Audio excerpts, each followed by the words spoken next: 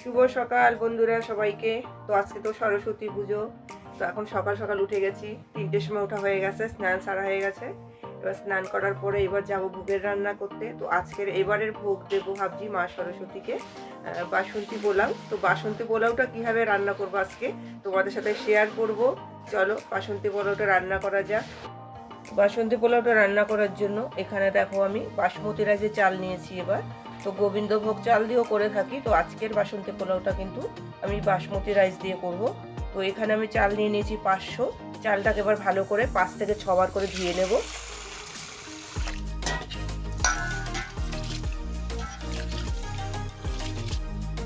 চালটাকে বেশ কয়েকবার ধুয়ে নিয়েছি। এবার আমি 10 মিনিট ঢাকা দিয়ে রাখবো চালটাকে। বেশিক্ষণ আমি ঢাকা দিয়ে রাখবো না। এদিকে গ্যাসটাকে জ্বালিয়ে নেব।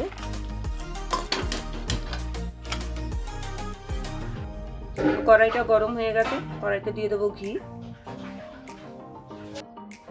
ঘিটা গরম হয়ে গেছে, কিশমিশ কাজুটাকে একটু ভেজে নেব আগে।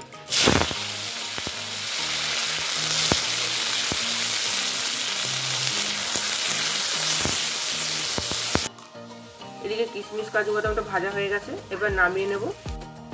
ওদিকে কিশমিশ কাজু বাদামটা ভেজে নামিয়ে নিয়ে কড়াইতে আর একটু ঘি দিয়ে দিলাম। ঘিতে দিয়ে দিলাম তেজপাতা,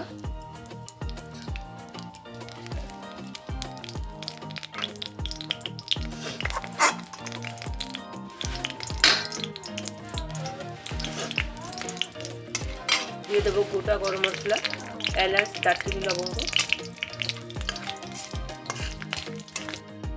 তো চালটাকে 10 মিনিট ভিজিয়ে রাখাতে দেখো কতটা সুন্দর ফুলে উঠেছে, আর চালটা কিন্তু একদম ঝরঝরে হয়ে গেছে, দেখতেই পাচ্ছ। এবার দিয়ে দেবো চালটাকে।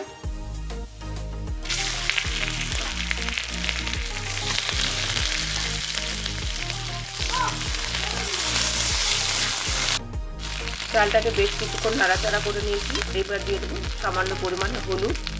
হলুদটা কিন্তু তোমরা চালের সাথেও মেখে রাখতে পারো, তো আমি চালের সাথে মাখলাম না, আমি এখন দিয়ে দিলাম।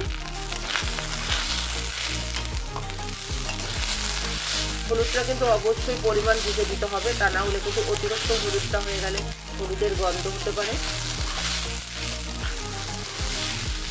প্রথমে অল্প অল্প করে দিয়ে এরকম নাড়িয়ে দেখবে, তাহলে আন্দাজটা কিন্তু ভালো বুঝতে পারবে। আমার এখানে মনে হচ্ছে আর একটু দিলে সুন্দর হবে কালারটা।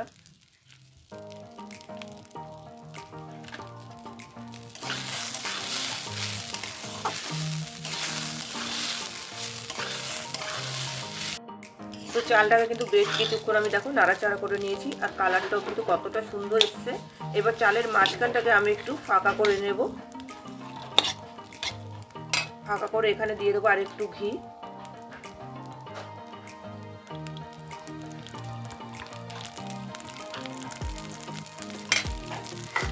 এবার দিয়ে দেবো গ্রেট করে আদা বাটা।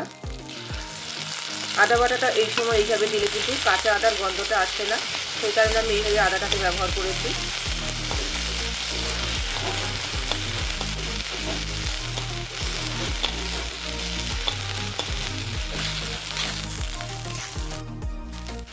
তো এবার দিয়ে দেবো পরিমাণ মতো জল। জলটা কিন্তু অতিরিক্ত দেওয়া যাবে না, পরিমাণ মতো জলটা দেবে। পরিমাণটা যদি না বুঝতে পারো তাহলে অবশ্যই কাপ মেপে জলটা দেওয়ার চেষ্টা করবে। আমি এখানে 500 চালের ব্যবহার করেছি, আমি এখানে 250 জল ব্যবহার করব।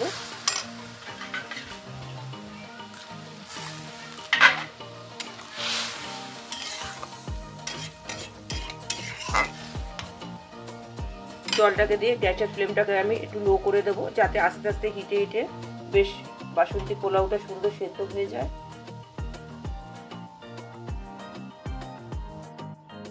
জলটা দেওয়ার পরে আমি একটা গামলা দিয়ে ঢেকে দেব। তো ঢাকনাটা খুলে এবার দেখে নেব।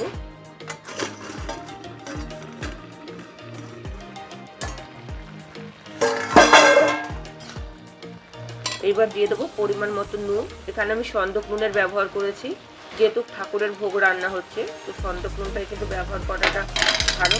আমরা চিরকাল কিন্তু সন্দক নুনটাই ব্যবহার করে এসেছি ভোগের ক্ষেত্রে। আবারও গ্যাসটাকে কমিয়ে একটু ঢাকা দিয়ে দেবো।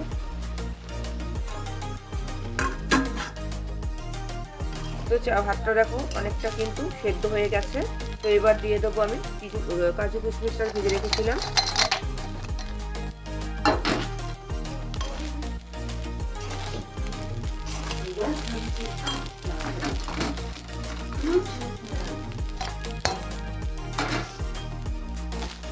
এবার আলতো হাতে দিয়ে কিন্তু নাড়াচাড়াটা করে নেব।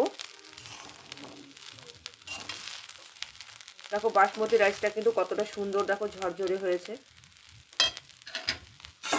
এবার দিয়ে দেব পরিমাণ মতো চিনি।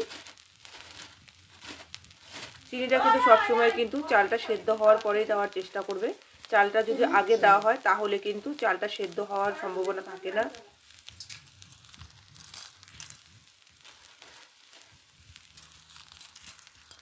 আমি এখানে চিনিটা গুঁড়ো করে দিইনি, তোমরা চাইলে গুঁড়ো করেও দিতে পারো।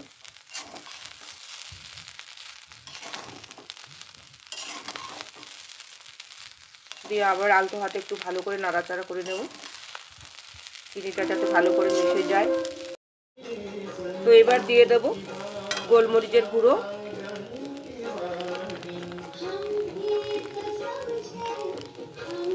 গোলমরিচের গুঁড়োটা দিয়ে এবার ভালো করে একটু নাড়াচাড়া করে নেব।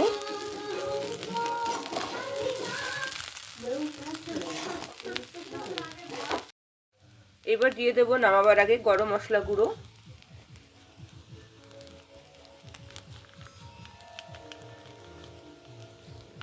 গরম মশলা গুঁড়োটাকে দিয়ে নিয়েছি।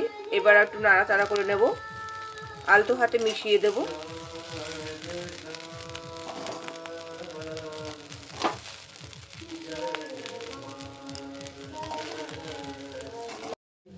পোলাওটা কিন্তু একদম রেডি। এবার নামিয়ে নেব। দেখো কতটা সুন্দর ঝরঝরে হয়েছে, দেখেই বুঝতে পারবে এতটা সুন্দর ঝরঝরে হয়েছে। এবার নামিয়ে নেব। তো আজকে পোলাও বানানো কিন্তু রেডি। তো পোলাওটা যদি তোমাদের কাছে ভালো লাগে রেসিপিটা, তো অবশ্যই কিন্তু একটা লাইক কমেন্ট শেয়ার করতে ভুলো না।